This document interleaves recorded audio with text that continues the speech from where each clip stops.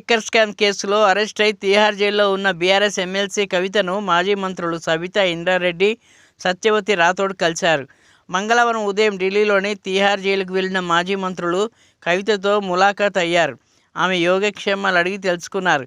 ఢిల్లీ మద్యం కేసులో కవితను ఈడీ అరెస్ట్ చేయగా ప్రస్తుతం ఆమె జ్యుడిషియల్ రిమాండ్లో ఉన్నారు. బీఆర్ఎస్ నేతలు తీహార్ జైలుకు వెళ్లి ఆమెను పరామర్శించి ధైర్యం చెప్పి వస్తున్నారు. ఈ నేపథ్యంలోనే తాజాగా సబితా ఇంద్రారెడ్డి, సత్యవతి రాథోడ్ వెళ్లారు.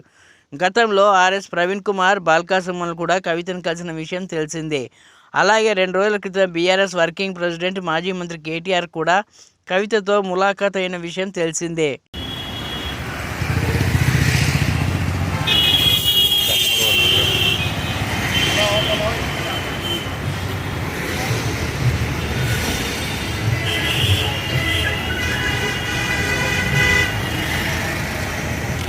Sorry.